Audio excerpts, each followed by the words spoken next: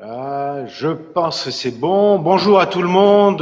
Selon les indications qui sont les miennes depuis mon ordinateur, je suis en direct et vous êtes donc en mesure de me voir et de m'entendre, tout comme les personnes qui sont dans la salle, puisque figurez-vous, comme annoncé, que je ne suis pas seul et je me réjouis d'avoir quelques visages, fussent-ils masqués, puisque nous respectons les consignes dont vous avez lu dans le petit mot qui accompagnait le lien, qu'elles sont assez sévères, puisque nous ne pouvons au mieux qu'accueillir 50 personnes et encore en trichant, qu'il faut que tout le monde, sauf moi, reste masqué, que nous devons respecter la distance de 1 mètre, c'est-à-dire 4 mètres carrés autour de soi pour pouvoir assister à ce culte. Et je suis ravi de ne plus être seul.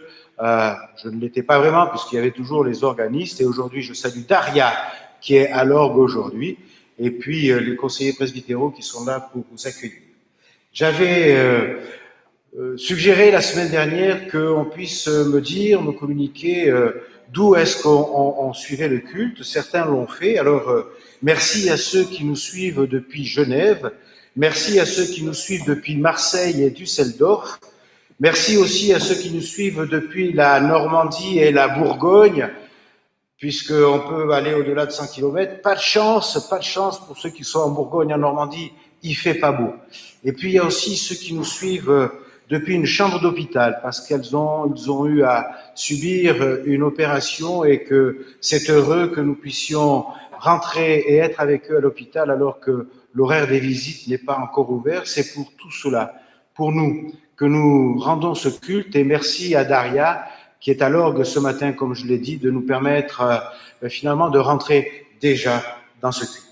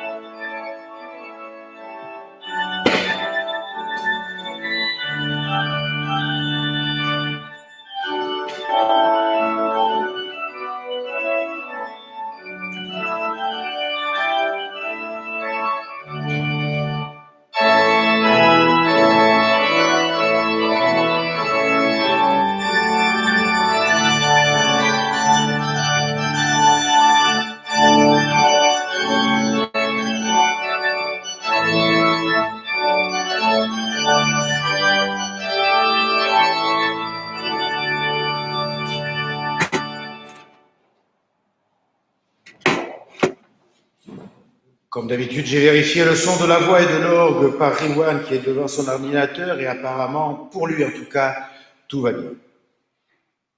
Chers amis, frères et sœurs, voici venu le temps de nous reposer et de reposer nos vies dans la parole. Voici venu le temps de donner de l'espace à notre prière. Voici venu le temps d'accueillir la présence qui nous bénit. Que la paix de Dieu, Père, Fils et Souffle Saint soit avec vous tous ce matin, présents ici ou au loin à travers l'ordinateur.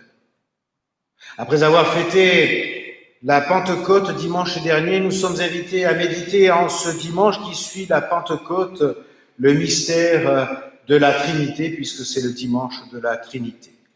Et j'aime à répéter que le mystère n'est pas quelque chose que nous ne comprenons pas, mais quelque chose que nous n'aurons jamais fini de recevoir et d'expliquer. Notre Dieu n'est pas un Dieu abstrait. Il est vie, bonté, sagesse et présence. Et en ce jour particulier et particulièrement, nous nous rappelons que Dieu est Dieu dans l'amour. Il veut et aime la relation. Il n'a pas voulu rester seul, il n'a pas accepté de rester seul, Il s'est donné un vis-à-vis. Il a créé l'homme et la femme pour cela. Dieu s'exprime par ce qui est gratuit et par le partage. Dieu partage ce qu'il a, ce qu'il est, avec celui qui en a besoin. Et si nous pouvons dire que Dieu nous apparaît comme Père, Fils et Esprit, c'est pour nous inviter à la rencontre, à la relation. Il s'agit d'une rencontre toujours vivifiante, toujours à rechercher, au plus profond de nous-mêmes et dans la communion avec tous nos semblables. Père, nous te remercions pour ce jour, pour cette heure, mise à part dans notre vie, que ce soit un temps de paix, d'écoute, de louange, un temps où, par ton esprit, nous apprenions à vivre en communion les uns avec les autres et tous ensemble avec Jésus-Christ. Et je vous invite à entendre une adaptation du psaume 148, qui est le psaume de ce jour, qui est un psaume de création, un psaume où la création est convoquée pour la louange du Seigneur. Vous qui servez Dieu dans les cieux, vous tous les anges, louez-le.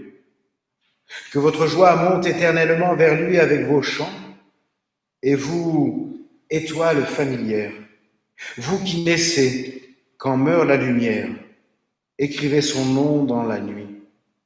Lune et soleil, brillez pour lui. Vous, l'étendue, la profondeur, louez la main du Créateur, il parle, et tout lui obéit. À ses décrets, chacun se plie. Monstres marins dans les abîmes, tempêtes jouant sur les cimes, vous êtes tous neiges et vents soumis aux lois du Dieu Tout-Puissant. Vous tous les arbres des sommets, vous les vergers et les forêts, vous tous les monts et les coteaux, et vous les fleuves et les ruisseaux, vous les troupeaux au pâturage et tous les animaux sauvages, sur terre, au ciel et dans les eaux. Louez le nom du Dieu très haut. Rassemblez-vous, nations et rois, pour le louer à pleine voix, vous les enfants aux yeux rieurs, vous les vieillards à la sage lenteur, et vous les foules innombrables, louez le nom du Très haut, proclamez son nom admirable. Vous les premiers les plus ardents, vous jeunes filles, jeunes gens, lui seul est grand, lui seul est Dieu, sa gloire est au-delà des cieux. Dans son amour, il s'est lié au peuple qu'il a relevé, qu'il a choisi. Pour le louer, vous, ses fidèles, que votre ardeur se renouvelle, approchez-vous de votre roi, venez à lui. Alléluia. Amen. Ô Dieu, tu es fidèle.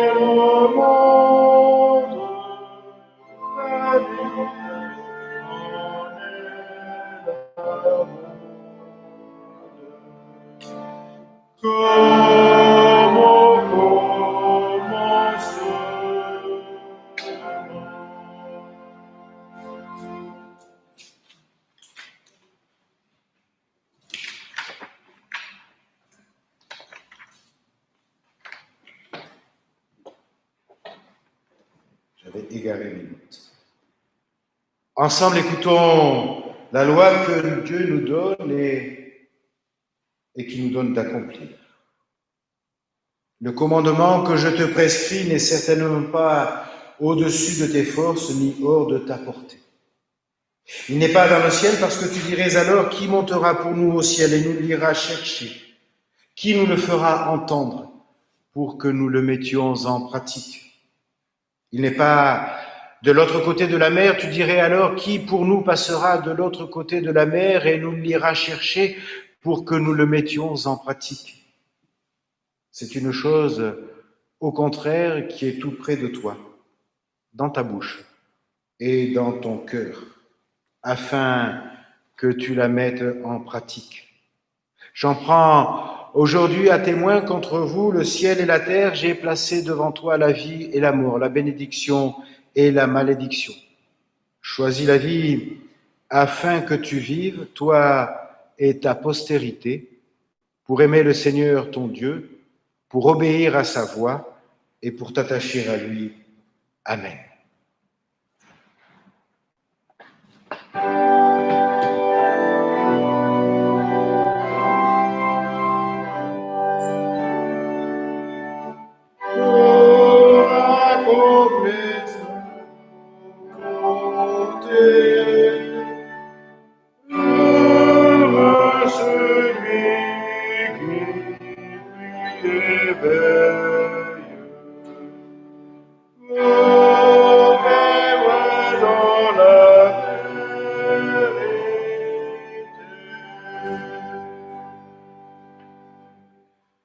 Et au moment de dire ce qui nous sépare de Dieu, des autres, de nous-mêmes, au moment de dire notre péché, nous faisons silence et nous prions.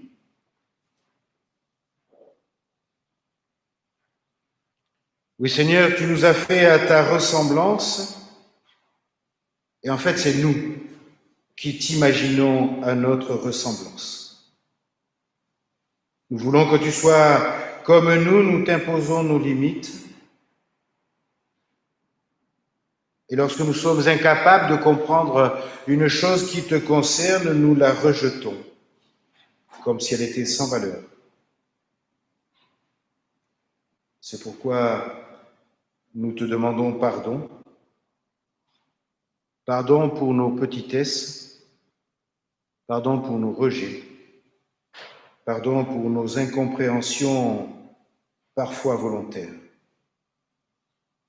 Pardon de vouloir toujours que tu nous ressembles alors que tu voudrais graver ton image sur nos visages. Seigneur, prends pitié de nous. Amen. À mon cri, prête l'oreille.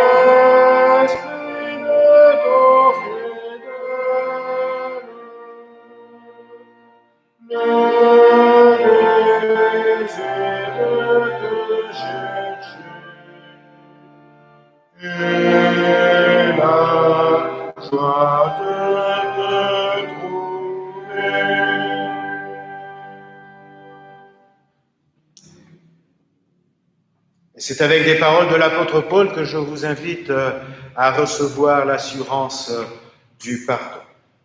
Oui, j'en ai la certitude, rien ne pourra nous arracher à l'amour de Dieu. Ni la mort, ni la vie, ni les anges, ni les puissances infernales, ni les dangers présents, ni l'incertitude de l'avenir, aucune force de l'univers, aucune créature, non, rien au monde, ne peut nous séparer de l'amour que Dieu a témoigné en Jésus-Christ, notre Sauveur. Amen. Seigneur, accorde-nous ta grâce.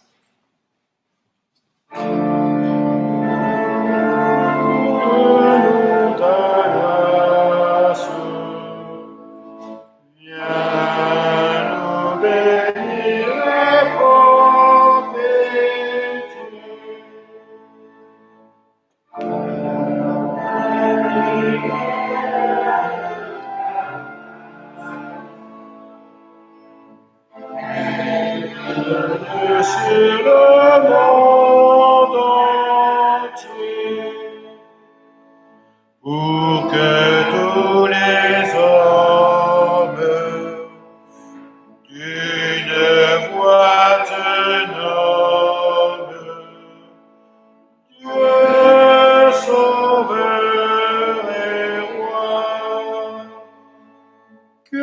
chacun t'adore, te loue et t'honore,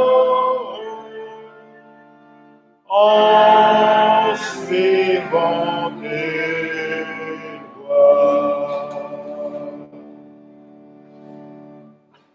Et au moment d'ouvrir les Écritures, je vous invite à la prière. Père, ta parole est pour nous ferment du royaume et germe d'espérance. Que par ton esprit, nous la recevions avec simplicité, mais qu'elle soit notre joie. Que par ton esprit, cette parole nous fasse porter les fruits que tu attends qu'elle produise chez nous. Amen. Frères et sœurs, dans mon trouble dimanche dernier, j'ai juste oublié la lecture de l'Évangile. J'espère que vous aurez pu recaler les morceaux au cours de la prédication, puisque j'ai cité 1 ou 2 versets.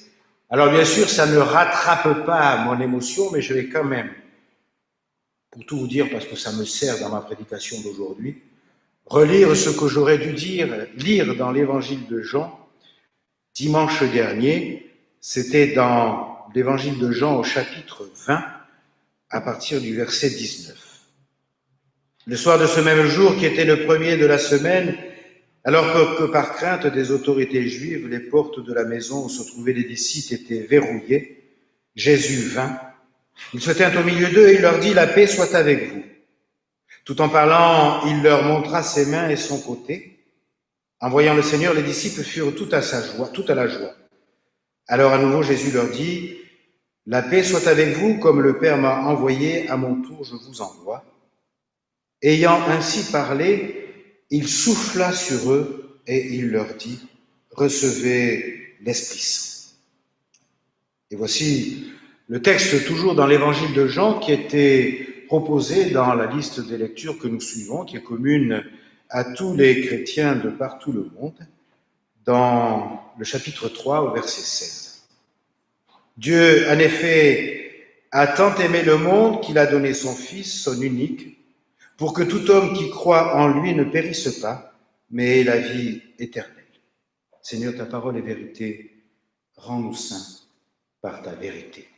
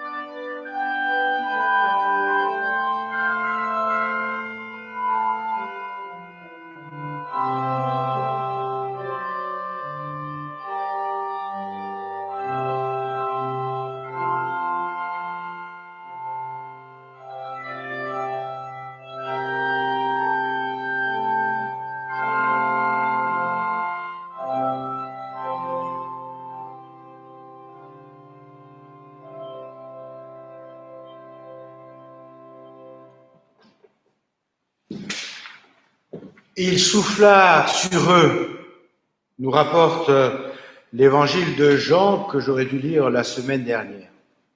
Exactement comme Dieu, au tout début du grand livre, souffla pour donner la vie sur Adam, après l'avoir façonné. Il lui souffle le souffle de vie et l'être humain devient vivant. De la même manière, à l'autre bout de la Bible ou presque, le Christ, avant de se retirer, insuffle la vie et donne l'esprit à ses disciples. Prend place alors la nouvelle création exactement comme la première avait eu lieu en recevant le souffle. Sans souffle, il n'y a pas de vie possible. Sans souffle, il n'y a pas de parole qui puisse sortir. Si l'air que j'expulse de mes poumons ne venait pas faire vibrer mes cordes vocales, vous ne pourriez pas m'entendre. Sans souffle, pas de vie. Le souffle de la Genèse, le souffle de Jésus sur ses disciples au moment où il les quitte. Et nous sommes exactement à l'aplomb de ce verset du jour. Dieu a tant aimé le monde qu'il a donné son Fils unique afin que quiconque croit ne périsse pas, mais qu'il ait la vie éternelle. Peut-être certains d'entre vous me l'ont déjà entendu dire. Pour moi, c'est le verset central de toute la Bible, de l'Évangile, de ce qui peut faire bonne nouvelle pour chacun d'entre nous. Si je devais garder qu'un seul verset de la Bible, j'exagère, vous me connaissez, ce serait celui-là. Il y a tout dans ce verset biblique. Chaque mot compte, chaque mot compte.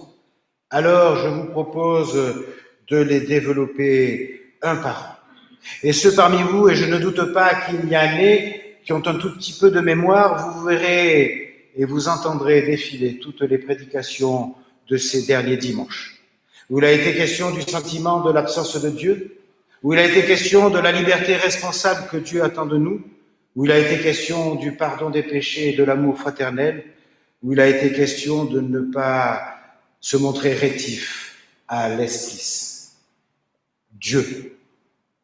Celui qui ne croit pas en Dieu, qui ne croit pas qu'il y ait un Dieu, celui-là, a priori n'a rien à retirer de ce verset de l'Évangile. S'il n'y a pas de Dieu, la suite n'a pas de sens et tout alors se réduit à un conte de fées. Mais si le Dieu auquel on croit est uniquement un Dieu créateur des choses, grand horloger, grand architecte de l'univers, qui se désintéresse des pauvres mortels, des poussières d'étoiles que nous sommes, ce texte n'a pas non plus beaucoup de sens. Ou bien, si le Dieu auquel on croit est un Dieu vengeur, exigeant, tyran, rétributeur, alors ce texte n'a pas non plus de sens. Parce que ces dieux-là ne sont pas les dieux que décrit ce verset, ne sont pas les dieux de l'Évangile, n'est pas le Dieu de la Bible. Le Dieu dont parle ce verset est tout autre. Il est un Dieu de relation, un Dieu d'amour. C'est ce que nous dit ce verset. C'est ce que nous dit l'Évangile, c'est ce que nous dit toute la Bible. C'est pour cela, ou comme cela, que nous pouvons aussi comprendre que Dieu nous a créés à sa ressemblance ou à son image. Dieu a voulu se donner un vis-à-vis, je l'ai dit en début de cette liturgie, il a créé l'homme. Pour que l'homme, l'humain, homme et femme, pour que nous soyons en relation les uns avec les autres et chacun et tous ensemble avec lui. Nous sommes des êtres de relation et en ce sens, nous sommes à l'image de Dieu. Seule l'existence d'un Dieu personnel qui vient à la rencontre de chacun d'entre nous et qui par là devient créateur de nous-mêmes et pour nous-mêmes. Seul ce Dieu-là permet la possibilité de la liberté, n'en déplaise à ceux qui disent qu'il n'y a pas de liberté là où il y a l'existence de Dieu. Dans le cas contraire, si Dieu ne vient pas créer en nous la liberté de la relation, tout devient absurde parce que tout était déjà prédéterminé par la logique, la mathématique ou les algorithmes. Alors, dans ce sens-là, à quoi bon vivre, à quoi bon aimer, puisque cela ne changerait rien, puisque tout serait déjà déterminé. En affirmant qu'il y a un Dieu personnel et aimant, toute la perspective est changée, renversée. Tout est possible. Tout peut commencer et toujours recommencer. Voici le message de l'Évangile, parce que ce Dieu personnel qui s'adresse à chacun d'entre nous est un Dieu qui nous met en route. en mouvement. À aimer.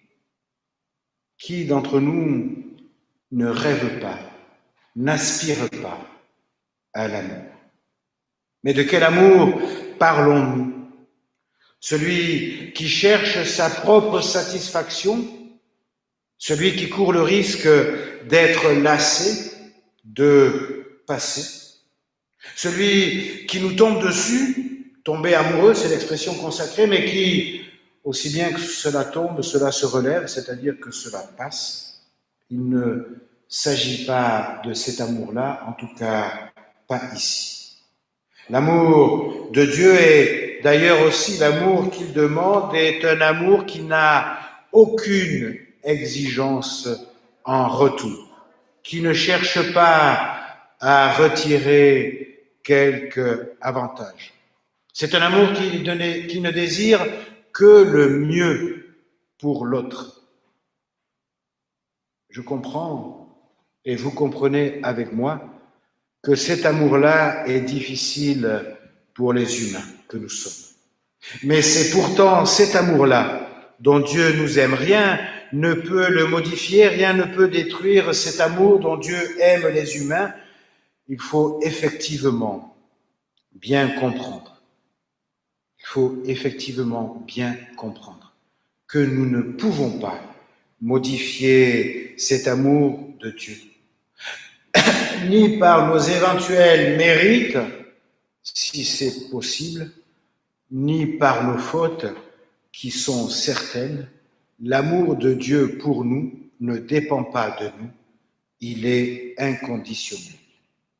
Il est même précisé tant aimé, un superlatif pour caractériser l'amour de Dieu. Il n'est pas possible de mesurer l'amour de Dieu. Paul l'a déjà exprimé, nous l'avons entendu tout à l'heure dans l'Épître aux Romains dont je me suis servi pour annoncer les paroles de grâce. Il l'avait dit aussi aux chrétiens d'Éphèse quand il parlait de l'incommensurable, c'est-à-dire ce qu'on ne peut mesurer, largeur, longueur, profondeur et hauteur de l'amour de Dieu. Le monde, c'est-à-dire le monde entier, tous les humains, sans exception, mais aussi la création, le cosmos, c'est-à-dire tout l'univers, c'est du reste cosmos, le mot utilisé dans le texte grec. L'amour de Dieu n'a pas de limite. Nous le savons bien. Nous l'avons reconnu dans la confession du péché, nous sommes des êtres limités, nous avons nos limites, celles que notre propre corps et nos limites physiques nous imposent, mais aussi nos limites morales, nos limites humaines, que nous sommes nous, les seuls à fixer. Il nous arrive, nous le savons bien, frères et sœurs, d'avoir des limites à l'égard de nos contemporains. Il nous arrive d'avoir des préjugés à l'égard de nos contemporains. Dieu, lui, n'a aucune limite, aucun préjugé à l'égard de celles et ceux que nous côtoyons. Et autant nous ne connaissons pas les humains, autant Dieu les connaît, chacun d'entre eux. Et voilà qu'il les aime, chacun d'entre eux. Nous avons besoin de comprendre.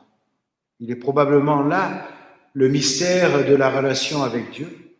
Nous avons toujours besoin de comprendre qu'il nous faut regarder les humains, tous ceux qui vivent près de nous, mais aussi au loin, comme des personnes que Dieu aime. Oui, Dieu les aime, tous. Et nous ne les aimerions pas. Ce qui veut dire qu'il nous faut admettre que Dieu aime tout le monde, y compris le plus grand des pécheurs. Dieu aime notre monde, le monde tout entier, et nous le maltraitons, nous le mutilons. Je n'ouvre pas ce chapitre-là ici, mais la création, nous le savons que trop bien, est en danger. Il y a vraiment beaucoup de choses dans ce verset. Il a donné. Dieu donne, c'est sa volonté, personne ne l'y oblige, personne ne l'y a obligé. En tout cas, de manière volontaire, autant il est impossible de modifier l'amour de Dieu, autant il est vain, inutile de tenter de l'acheter. Dieu, frères et sœurs, ne nous vend pas son amour. Il ne le marchande pas, il n'est pas un maquignon, il le donne.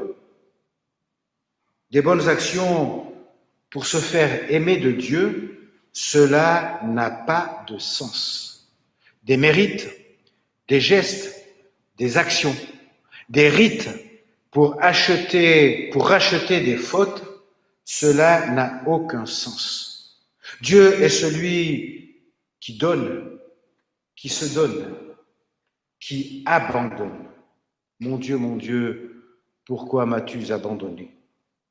Ce qui est donné est donné. L'offrande, le sacrifice n'est pas depuis les hommes vers Dieu, mais de Dieu vers les hommes. C'est Dieu qui montre son amour aux autres, aux hommes, et non pas le contraire. Son Fils. Dieu ne nous a pas donné des lois, des règles, des piliers, des doctrines, de la tradition, des vérités nobles et éternelles. Il nous a donné son Fils. Il nous a donné son amour. Le Fils, c'est comme un deuxième lui-même. Nous avons un peu de difficulté à comprendre la grandeur de l'amour de Dieu pour le monde, pour nous. Nous avons d'autant plus de mal à imaginer l'amour de Dieu pour le Fils, mais il a tant aimé le monde que ce Fils, il l'a donné. Unique. L'unique. C'est-à-dire le seul, c'est-à-dire qu'il n'y en a pas d'autre, celui qui est venu de lui, qui est issu de lui. On ne peut pas dire la chair de ma chair, c'est impossible, mais c'est l'idée en beaucoup plus fort. C'est un alter ego, un autre lui-même, c'est l'élu avec un grand E, il n'y en a pas d'autre, il n'y en a qu'un, il n'y en aura jamais d'autre. Et c'est celui-là qui est donné, et c'est celui-là aussi qui se donne. Quiconque croit, ou encore on pourrait dire les croyants. Quiconque, mais on pourrait traduire aussi par tous. Pas de critères, pas d'exigence, et surtout pas de délimitation ni de définition. Quiconque, ça veut dire tout le monde, ça veut dire chacun, moi, chacun de vous, celui qui est assis ici devant moi, celui que vous allez croiser dans le bus, peut-être le chauffeur du bus qui vous a conduit, celui que vous allez croiser quand vous irez faire votre marché en sortant de ce temple. Tous. Il n'y a pas de liste préétablie. Il n'y a pas de liste sélectionnée pour être dans ce tous-là. Il n'y a pas non plus de blacklist, c'est-à-dire une liste d'exclusion. Pas de liste noire. Personne n'est rejeté a priori. Jésus disait dans l'Évangile qu'il est venu pour les malades et non pour les bien portants, qu'il ne rejettera pas celui qui vient à lui. Il nous faut accepter. Il nous faut comprendre, frères et sœurs, que le plus grand des pécheurs fait partie de ceux quiconque croit. A quand même, tout de même, une chose est quand même demandée, croire. Il n'est pas demandé de faire, il est demandé de croire. Il n'est pas dit que Dieu n'aime pas ceux qui ne croient pas. Dieu a tant aimé le monde. Cela reste vrai. L'amour de Dieu reste. C'est la suite qui dépend de l'homme. La suite, ce qu'on fera de cet amour, mais pas l'amour qui lui demeure en lui. Il ne s'agit pas de n'importe quelle foi. Le seul objet de cette foi, c'est lui, c'est le Fils, c'est le Christ, c'est Jésus. Il s'agit de croire en lui, c'est en lui qu'il faut placer sa confiance. Ce n'est pas en nous-mêmes. Je le sais pour vous, je le sais aussi. Croyez-le bien pour moi, il est tentant de vouloir mettre toutes les chances de son côté. On veut s'assurer de la réussite, mais il ne nous est pas demandé de croire en soi, en nous-mêmes. Il est demandé de croire en Jésus. Il ne nous est pas non plus demandé de croire en quelqu'un d'autre, même si cet autre affirme qu'il est représentant du Christ, il est le seul en qui il faut croire. Il ne s'agit pas non plus de croire pour croire, c'est idiot et inutile. Aucune religion, du reste, ne satisfait à cette condition ludique. Jésus, je vous ferai remarquer, ne nous dit pas « je connais le chemin » ou « je vous indique le chemin ». Il l'a dit, nous l'avons entendu un des derniers dimanches précédents, « je suis le chemin, la vérité et la vie ».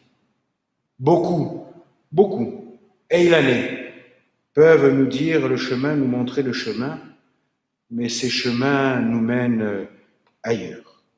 Le seul chemin, c'est Jésus-Christ, c'est en lui qu'il faut placer sa foi et sa confiance. Ne périsse pas. Le verbe ici peut vouloir dire périr, mais aussi être perdu. Vanité des vanités, dit l'Ecclésiaste, tout est vanité.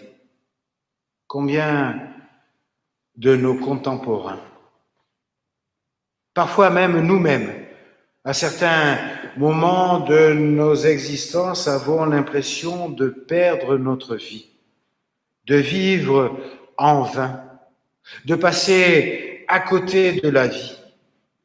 Et pire même, parfois nous voulons donner l'impression et l'illusion du contraire. Combien, frères et sœurs, de nos contemporains sont déjà morts, même s'ils sont encore vivants. Je l'ai dit, une des caractéristiques de la vie, peut-être même une partie de notre identité de chrétien, c'est d'être en relation. L'existence de relations avec les autres êtres vivants et avec ceux qui nous entourent, à la fois ceux, C-E-U-X, mais ceux qui nous entourent. À la fois les autres, à la fois notre monde et la création. Mais il arrive parfois que ces relations sont absentes, dénaturées, perverties. Tout alors peut paraître absurde, inutile, sans perspective, alors on s'enfonce dans la recherche de plaisirs vains, inutiles, parce qu'à un plaisir se succède un autre plaisir. Il arrive parfois qu'on l'obtienne, mais combien de fois ne reste de cela que de l'amertume et de la déception, vous le savez bien, vous le comprenez, ça ce n'est pas la vie que Dieu veut pour nous, ce n'est pas la vie de relation que nous pouvons avoir. Et puis en plus, comme même si nous feignons parfois de l'oublier, cette pauvre vie, cette vie sans qualité, cette vie va s'arrêter un jour. C'est le point commun de toutes les existences humaines. Un jour, elle s'arrête. Mais elle peut aussi continuer, nous allons le voir dans quelques instants. Que faire? Que nous dit l'Évangile, que nous dit le texte, puisqu'il parle de ne pas périr, de ne pas se perdre, de ne plus se perdre. Le texte ne nous propose pas d'attendre une autre vie dans un autre endroit, dans un autre temps. Il nous propose dès à présent une vie autre. Celui qui regarde au Christ, celui qui regarde aux autres a devant lui déjà une vie autre. Sa vie cesse d'être absurde, elle prend sens par le don du Fils.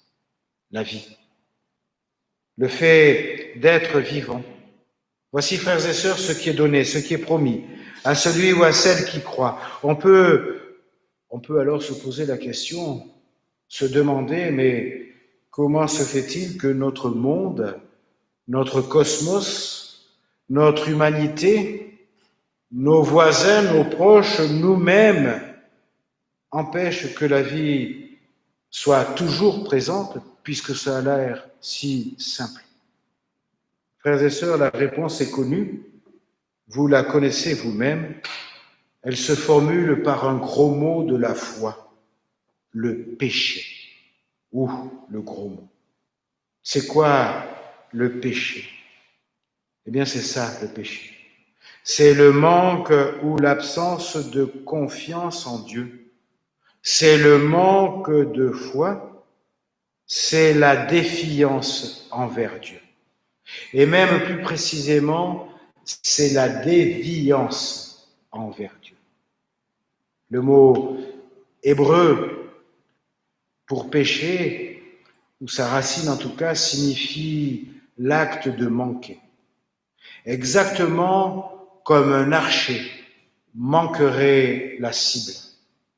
Quand je suis en état de péché, quand je suis défiant, quand je suis déviant de Dieu et de ce qu'il attend de moi comme être créé à sa ressemblance, à son image, quand je suis en état de péché, je manque Dieu, je passe à côté. Et du coup aussi, je manque à Dieu. Frères et sœurs, quand nous nous méfions de Dieu, nous lui manquons.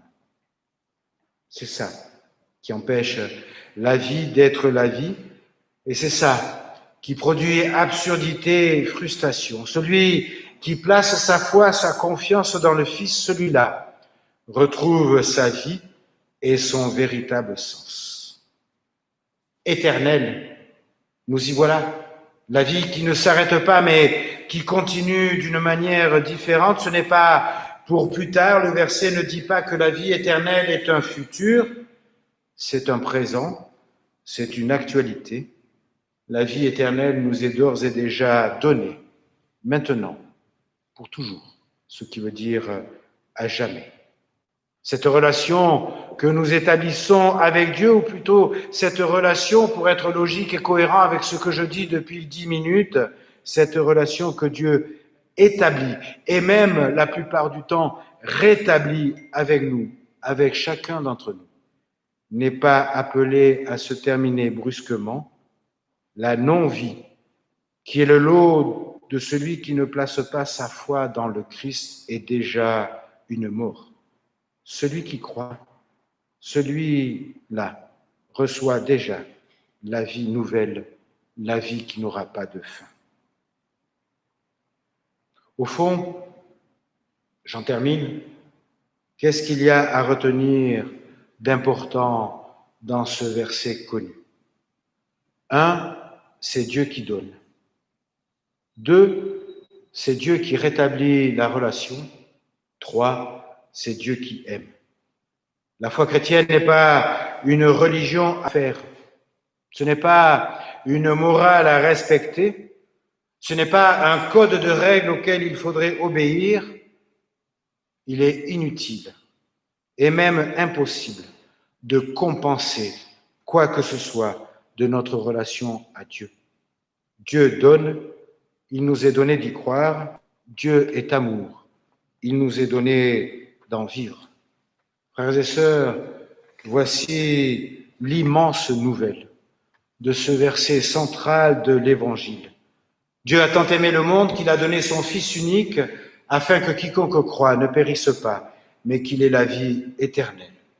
C'est cette bonne nouvelle-là qui nous envoie porter aux extrémités de la terre. C'est la nouvelle création qui prend place dans cette simple annonce, dans cet unique verset. Amen.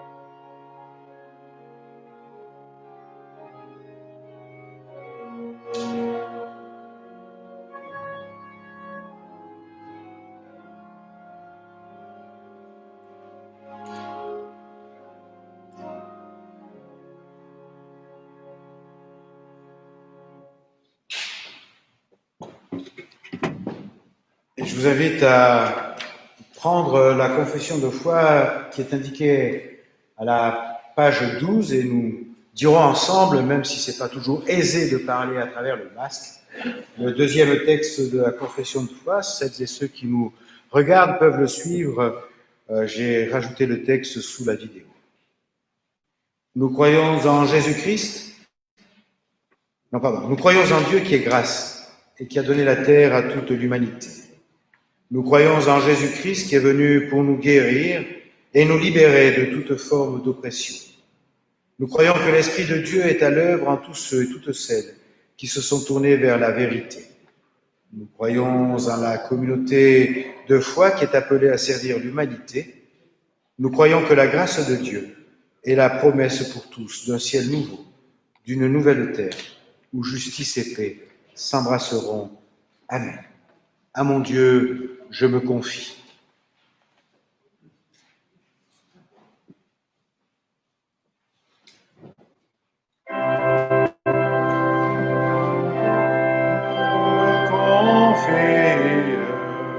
Ta clémence est infinie, ta pensée, ô Dieu est fidèle, éternelle. Tout à toi je me confie. Ta clémence est infinie, ta pensée, ô Dieu d'amour, est fidèle, éternelle.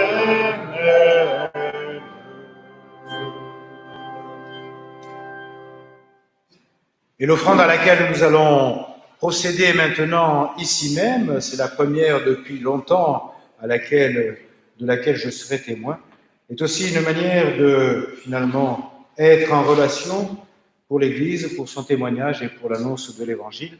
Et merci à Daria de nous jouer un petit air pendant l'offrande.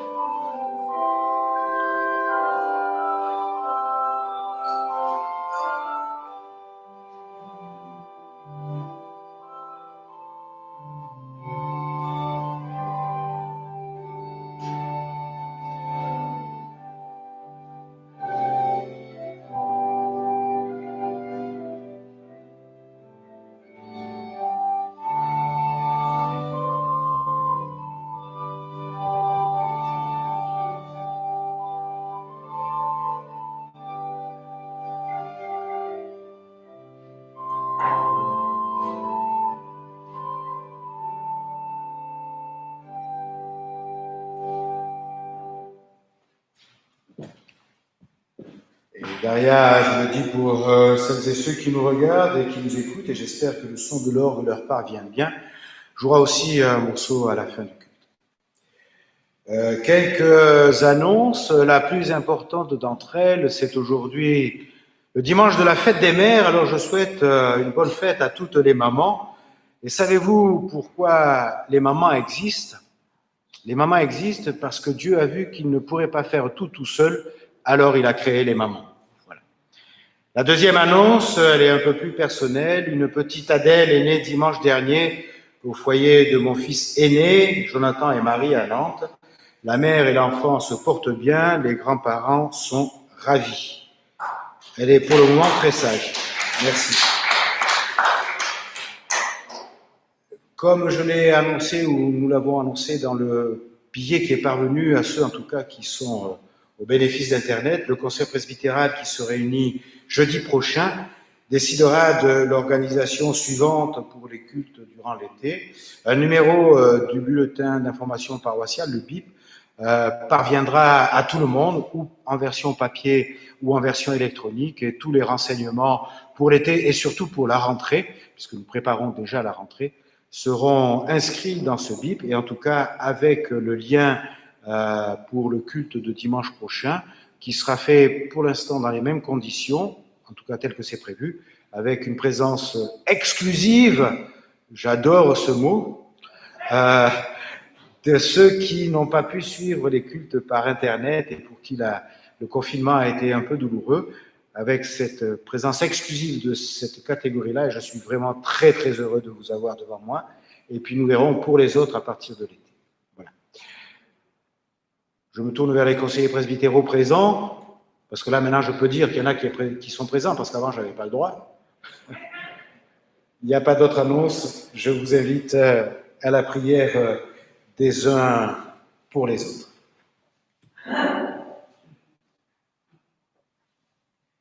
Seigneur, tu as fait le monde et tout ce qu'il contient, tu as fait le cosmos, ce monde que tu aimes tant. Tu as créé les humains d'une seule lignée et tu nous as donné cette terre en possession. Mais tu le sais bien, nous avons introduit la division par nos raisonnements, nos discours, nos actes. Nous nous sommes enfermés les uns les autres dans des catalogues, emprisonnés, rejetés mutuellement par nos préjugés, nos habitudes. Alors nous te demandons de renverser toi-même les murs qui nous séparent. Et nous te demandons d'être nous-mêmes capables d'être réunis en un seul corps. Parce que c'est ce que nous comprenons que tu veux pour nous, que tu as créé à ton image, que nous formions un peuple unique, vivant en paix les uns avec les autres, fêtant sa liberté, rendu libre de l'injustice, véritablement humain. Tu nous veux responsable, actif dans la vie que nous menons, l'amour que nous partageons, les relations que nous créons. Et Seigneur, c'est pour que nous soyons capables de tout cela que nous te prions. Pour que tu mettes sur notre route des hommes et des femmes qui nous aident à le devenir. Aide-nous à mettre ta parole en pratique. Au nom de ton Fils Jésus-Christ, qui nous a appris à te dire, notre Père qui es aux cieux, que ton nom soit sanctifié, que ton règne vienne, que ta volonté soit faite sur terre comme au ciel. Donne-nous aujourd'hui notre pain de ce jour. Pardonne-nous nos offenses, comme nous pardonnons aussi à ceux qui nous ont offensés. Et ne nous laisse pas entrer en tentation, mais délivre-nous du mal, car c'est à toi qu'appartiennent le règne, la puissance et la gloire, pour les siècles des siècles. Amen. Frères et sœurs, bénir, c'est dire du bien de quelqu'un, c'est lui souhaiter du bien et faire tout son possible pour que ce bien se réalise. Au nom du Père qui nous accueille et nous envoie, au nom du Fils qui se donne, nous pardonne et qui nous sauve, au nom de l'Esprit Saint qui donne vie à nos communautés, souhaitons-nous tout le bien possible. Je vous invite à vous lever pour que nous recevions tous la bénédiction qui vient de la part du Seigneur. Frères et sœurs présents ici ou au loin, que la bénédiction de Dieu soit avec vous et avec tous ceux et toutes celles qui travaillent à transformer le mal en bien et en amis les ennemis. Allez dans la paix du Christ. Amen.